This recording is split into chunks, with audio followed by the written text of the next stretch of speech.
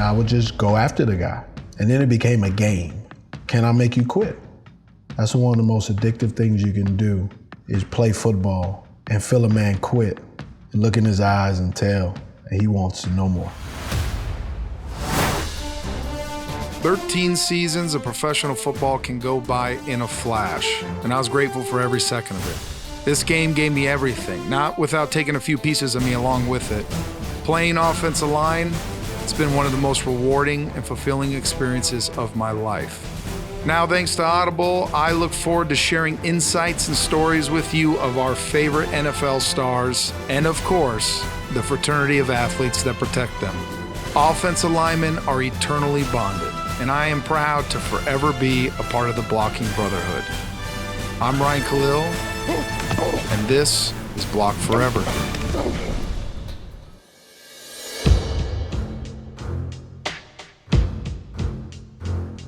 Hello, football family and friends. Welcome back to the show. I'm your host, Ryan Khalil.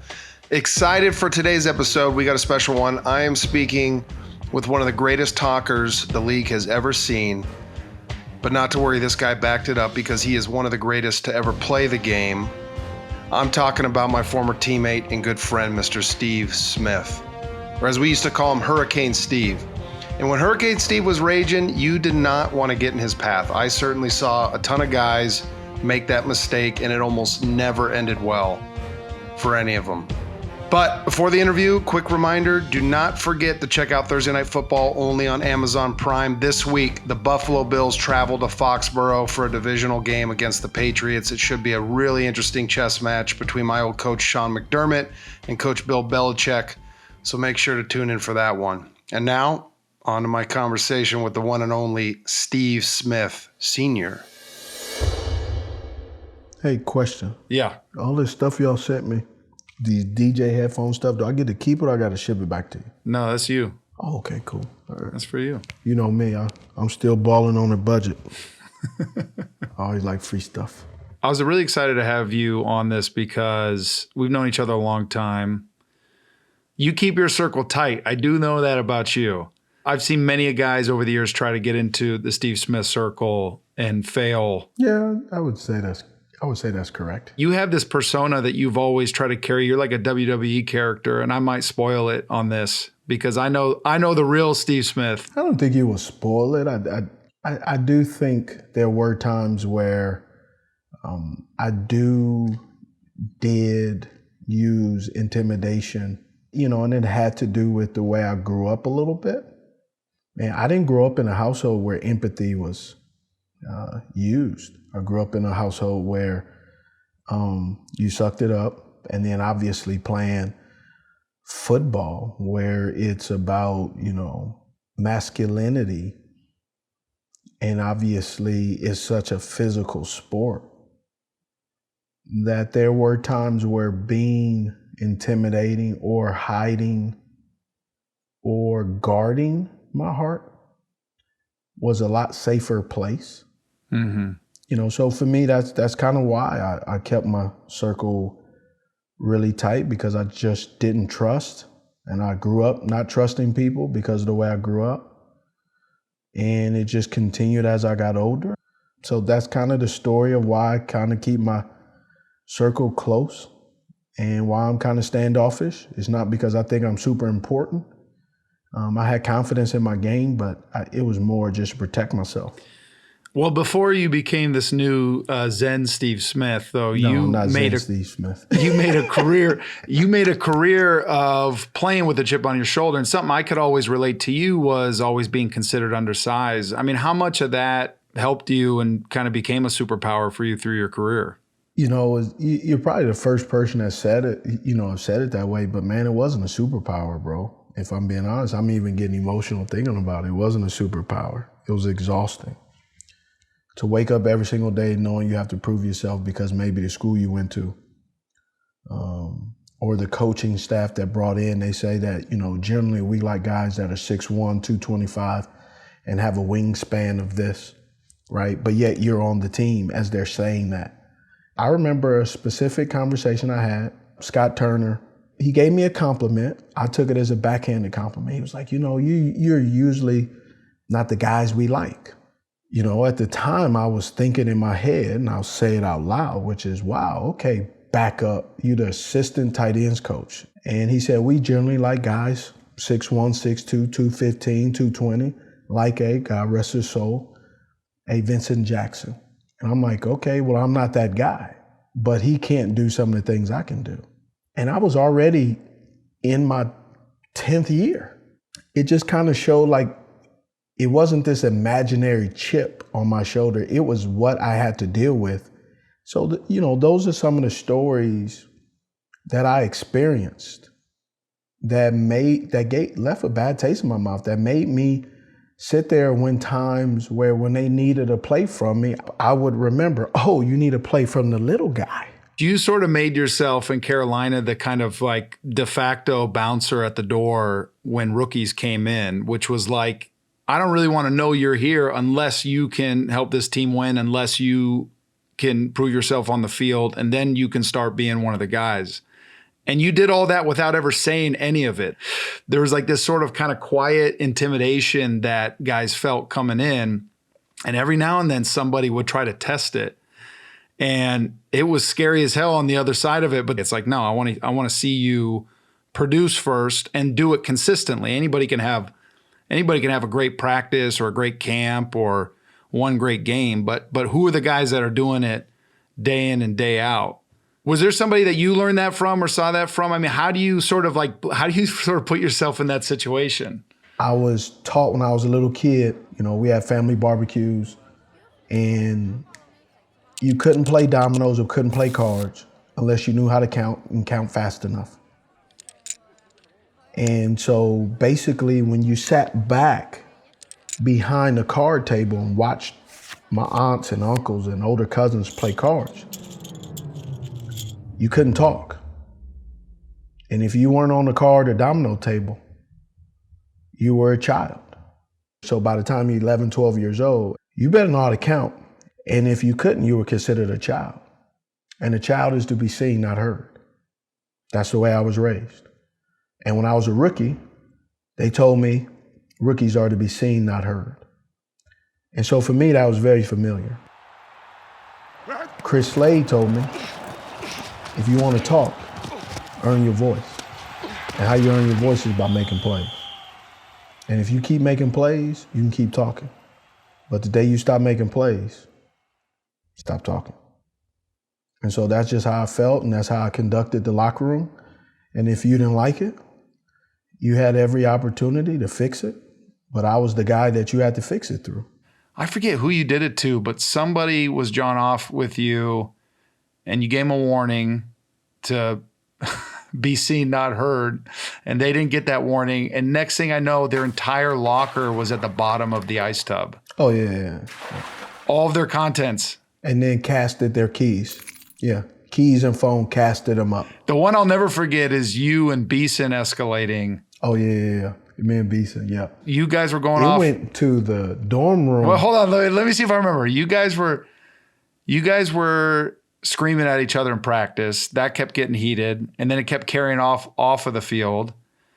And then that went from you, we called it Hurricane Steve, because you came down into the dorm room and it looked like a storm came through there in Beeson's room. And then he proceeded to, what did he do? Oh, he took shaving cream. I think he drew penises on your really nice car. Yeah. And I think the sun burnt them into your car. It came close, but the funniest thing, we became great friends, did we not? You did, but that escalated though. What was the final straw? The final straw was kind of like we both agreed that this will be exhausting, and he wasn't going to stop and I wasn't going to stop. But then there were times where I would take the same energy and the same detail and make sure, you know, hosting a party, making sure everybody was invited, taking care of little things like that, because I also felt like I had to make sure that I had the same amount of accountability to take care of the guys as well.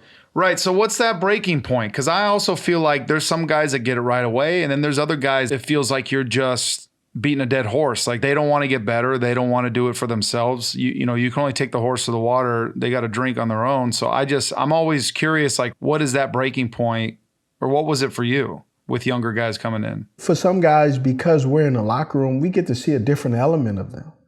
Like we get in at 7 a.m., you leave at 4 or 5 o'clock.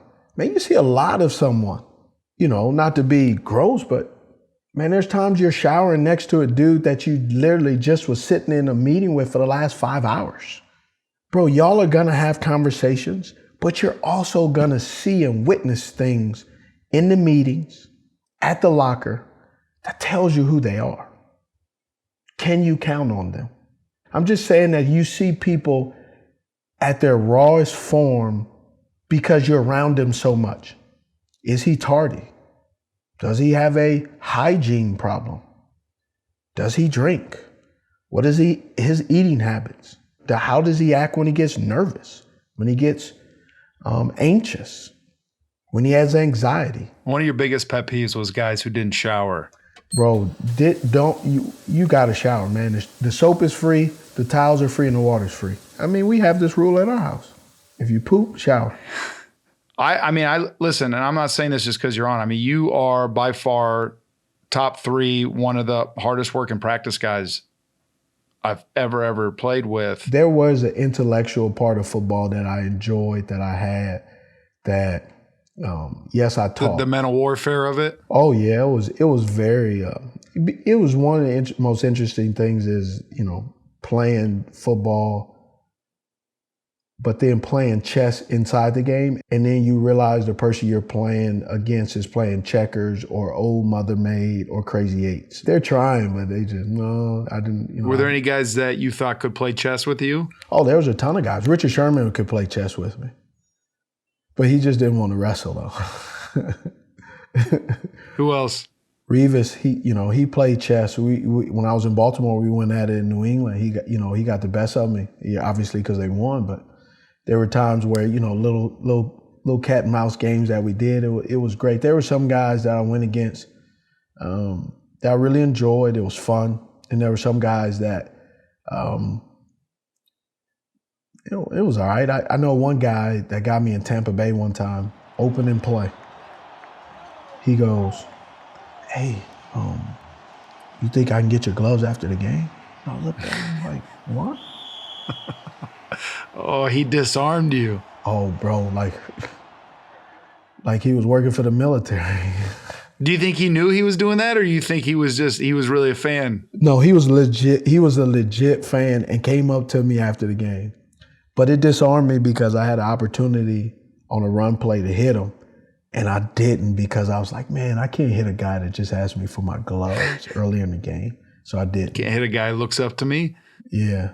So take me through it, because I don't know, aside from maybe a couple mic'd up games I've heard, like what's that game plan like for you during the week? Are you prepping for whoever that is mentally of how you're going to get in their head, or is it are you just ad-libbing on the field and just sort of seeing how the game goes? And I mean, what is that like? So I'll take us through the week. I'll come in with my backpack, I'll sit in my locker and get my day started. Pretty much not speaking to anybody, right? Just having a cup of coffee, not bothering anybody. And then I see the game plan and I'll see my opponent. But really, I'm just watching the game to see what kind of player my opponent is. How is he going to cover me? When I have to block him on the run plays, how is he going to react and how is he going to be? And then once the game starts, I'm just going to go out there and play. And how the game goes really dictates how it goes based on how you operate. I've had guys, the first thing come out of their mouth, we get a run play going and I'm blocking them. "Oh, you ain't gonna be doing that BS today." Bro, it's the second play of the game. What are you talking about? Ain't nobody scared of you. Oh, okay. Well, since no one's scared of me, why are you saying that I haven't said a word to you? And then I'll catch a pass and I'll spin the ball. And when I'm spinning the ball, I am talking to myself. Talking to myself like, hey, this guy can't cover you today.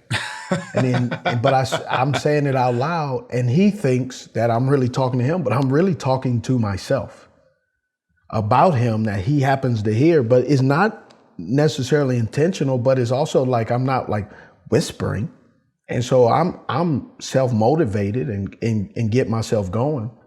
And so now he feels like, well, I got to show up too. And so then so something to happen, a toss going to the opposite side, I kind of, I didn't really care about grades. So if I didn't feel like running, I wasn't going to go chase and block somebody. And all of a sudden he'll come and hit me. Oh, is that what we're doing today? Yeah, that's what we're doing. What you got? Blankety blank, or even just whatever. And then it's like, okay. And the difference of what it would happen and why things would go would be this. I would guarantee that I can go longer than you can. So on the run plays that I was going to take off, now they run into my side. And I would just go after the guy. And then it became a game. Can I make you quit? And then when you quit, I won't let you quit. I will tell you when I will allow you to quit. That's one of the most addictive things you can do, is play football and feel a man quit, look in his eyes and tell that he wants no more. And it became a habit. And this is what I mean. I remember Green Bay game. We're sitting in the huddle. And man, I always had my head down because I always struggled looking you guys in the eye, because I knew I couldn't let you down. Because if I dropped that pass and we all got fired, then I knew our jobs were, somebody else was going to come in. But I always respected and held the responsibility that you guys put on me to be the playmaker. That was extremely important. And so when you guys would say that, I always had my head down because I didn't want to fail you. And also, it was extremely important, the responsibility that I had. And so, yeah, I was the locker room bouncer, but I also knew that I carried people's future. I played this game for keeps, but I also played it for the honor of the men that I was in the huddle with.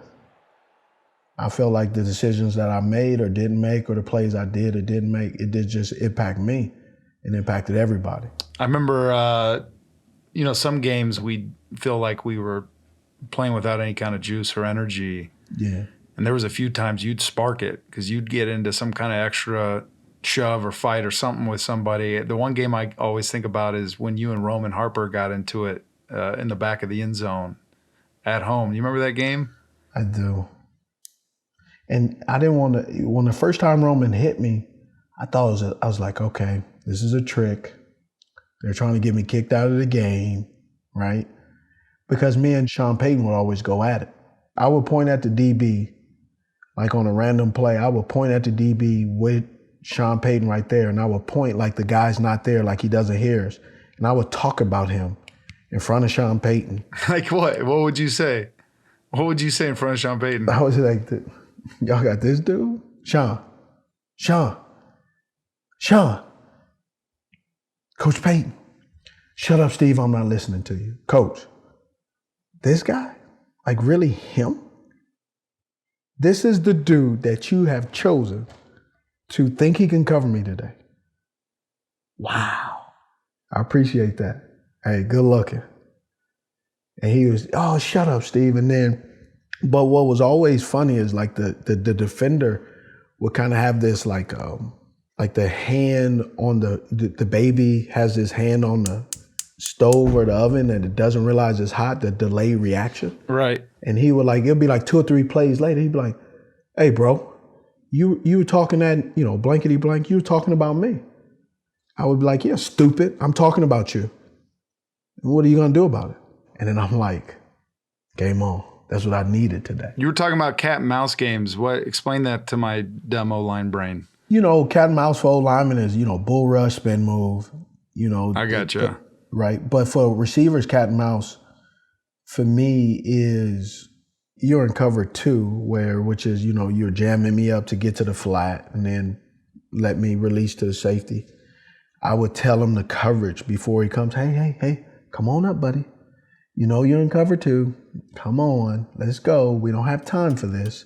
There's a running clock. Let's go. Up here. Hey, little guy, up here. I had a guy one time tell me that I wasn't, very good or whatever. And so I said, tell the safety to get back in the middle of the field and let me and you go one-on-one. So go ask the coordinator if you can do that. 3-4 plays later or a series later, I come back. Hey, what did the coordinator say? Shut up, Steve. No. What did he say? Did you ask him? And so I had one guy tell me he's not on here. I said, okay, the next series, call upstairs and ask him. Just ask him. And so I would do little things like that. And it was a nuisance because I know the coordinator's not going to allow him to do that. But the fact that I'm telling him to go ask and the fact that I'm following up the question, did you ask him? It's a bit annoying. And then I would ask the safety, did he tell you I told him to ask you if you can get back into the middle of the field because he can't cover me by himself? And so then I would ask the linebacker in the huddle, did the safety tell you that I told the corner to ask the coordinator that's upstairs to call to see if he can? And then I would ask the D lineman, did the linebacker tell you that the safety, I asked the safety and then the safety. And so I would just go through that whole routine. And so by the middle of the game, I had at least 7 to 6 guys in the huddle, just kind of like, man, you're a dick, Steve. I remember you had, I'm sure it evolved over your career, but I remember at the peak of your career, you had a heart rate monitor. You were always monitoring your heart rate, and you kind of had a good thing with the coaches on when you were coming in, when you were coming out. There was no sheet that was saying Steve is going to play this many plays. You were like, no, I got my heart rate monitor. I'll let you know how many plays I'm doing and when I'm getting my rest and when I'm not. Where'd you learn that, and how were you able to work all that out with the coaches? So what happened was I always struggled with, I would cramp. They were trying to figure out my cramping. And so we had, Gatorade came in and they took a sample of, put your hand in the bag and they send your sweat sample off. And I always struggled with cramping, and I don't like pickles. I don't like pickle juice, and I don't like needles. And so I wouldn't do the IV thing unless I had to. And so I started implementing it, and my trainer said, all right, let's start implementing that and let's do it our way. So in the game, my heart rate max after a big play, 225. So when I was trained early on, I was never allowed to go over 200 or even close to like 191, 192, never allowed to go over that. If I went over that in training, we would stop because he didn't want me to peak. And so the data would tell me 225 max heart rate, resting heart rate 115, 120 in the game, depending on the game. So if I was out of breath, if I couldn't get my heart rate down, that means I was peaking too early in the game, which means I would have to deal with possibly getting an IV because I would exert myself, and exerting myself for me will lead to cramping. It worked for me, and it doesn't work for everybody, but that's what worked for me. How did the coaches respond to that? I didn't really ask them. I didn't ask them for their input. What about when you went to Baltimore? You just showed up with your heart rate monitor and you were like taking yourself out? No, it wasn't. Actually, Harbaugh was really good at, you know your body. If you don't know your body by now, then that's a problem on you. It was Baltimore was what was really enjoyable about Baltimore is it was an organization that really understood and knew what they wanted, and they said, "Look, we're gonna give you rope to do two things: swing or hang yourself. Swing to be successful, or hang yourself and get cut." And you know me, I was like, "That's easy, okay." But what was funny is, for an organization that allowed you to do whatever you wanted to do, for how many guys that hung themselves. And I seen a dude who missed a meeting on the practice squad. They cut him as soon as we landed back in Baltimore. They said, "Hey, such and such, come here. You will not be in the building tomorrow." Cut him as soon as we landed. They didn't make a big fuss about it, just cut him as soon as we landed. Something I always want to ask you about was something I was never in a situation given my position. But trade rumors, being a part of trade rumors, for as long as I remember playing for you, it seemed like every year Steve Smith was getting traded. So what happened was we moved into this huge house. It was like 16,000 square feet. And we moved in and Angie said, this was the big mistake. And I said the same thing to myself.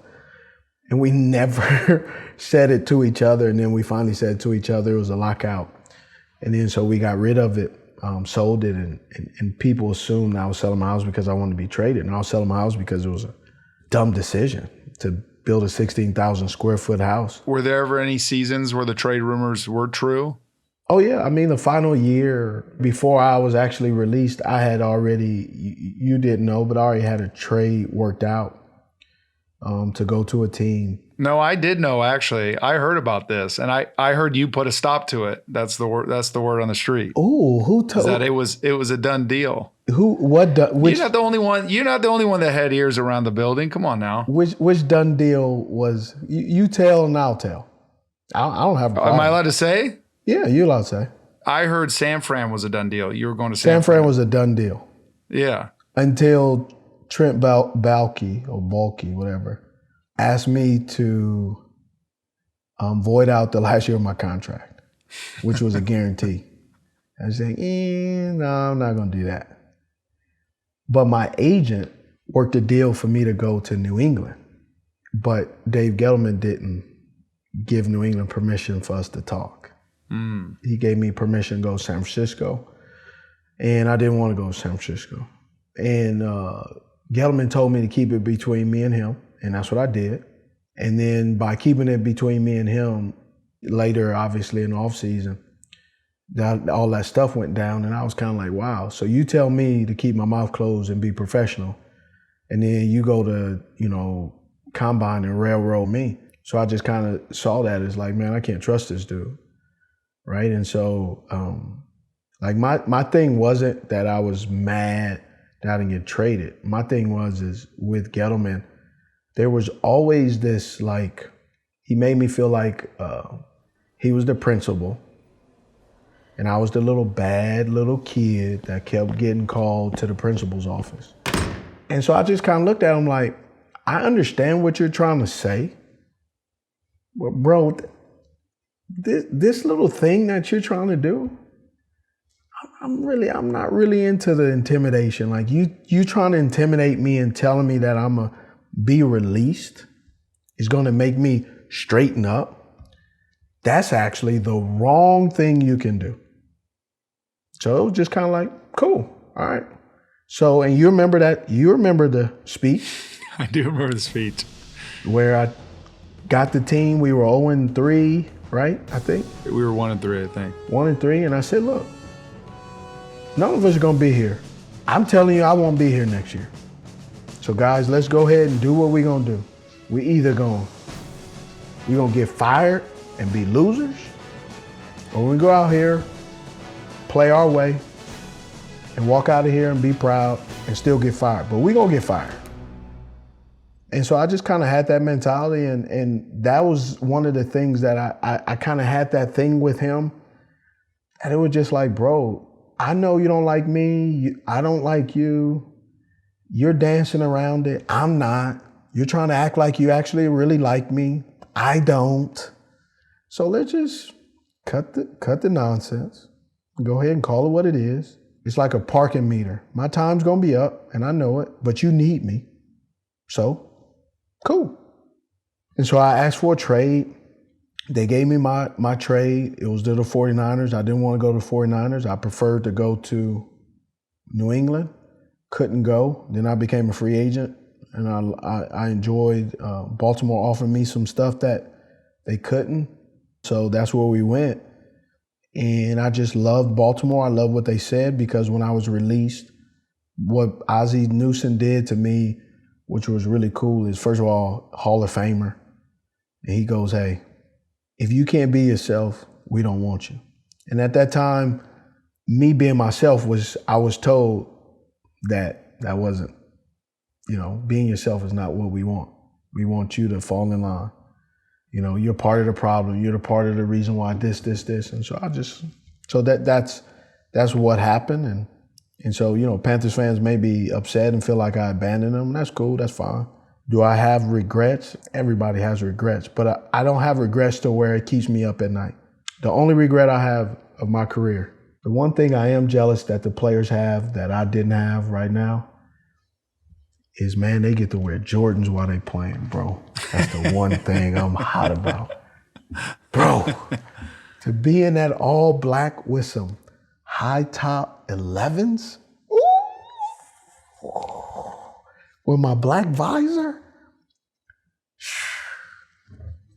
bro, that's the one regret. I was thinking about the other day, what do I miss? Like when I'm watching games for work, what is the one thing I think? And I'm like, I'm not gonna say a name. I saw a dude drop a pass, and I was like, man, that was the best drop pass. Look at that dude kicks. And I paused and I was like, look at that outfit. Them J's is fire right there. That's the one regret. Like, man, I would look so dope in those Jordans.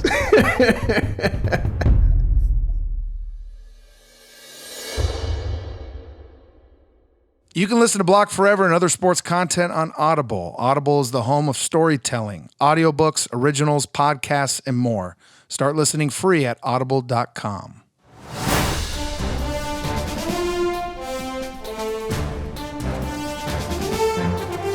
Never gets old getting to catch up with former teammates. An enormous thank you to Steve Smith. Happy to see Steve's found a Zen side to him now. Could have used that a few times playing against some of those D linemen he liked to rile up, but I digress. One last thing, don't forget, the New England Patriots host the Buffalo Bills on Thursday night, only on Amazon Prime. All right, my friends, thanks for listening. I'll talk to you next week.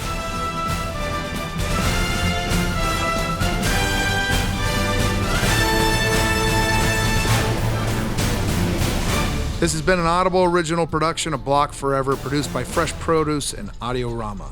Matt Waxman is our lead producer. Sound design and edit by Kenny Holmes. Our producers are Kenny Holmes and Matt Schrader. Production assistant Ben Gerstel. And our talent booker is Kristen Dunn. For Audible, executive producer Pat Shaw. For Audiorama, the executive producer, well, that's me, Ryan Khalil. For Fresh Produce Media, executive producers Colin Moore, Joe Killian, and Jason Ross. Head of production, Elena Bovitz. Our supervising producer is Jamila Zara Williams. Production coordinator, Henry Koch. And our production manager is Herminio Ochoa. Special thanks to Powerhouse Capital and Mikey Fowler. And I'm your host, Ryan Khalil. Copyright 2022 by Audiorama Inc. Sound recording copyright 2022 by Audible Originals LLC.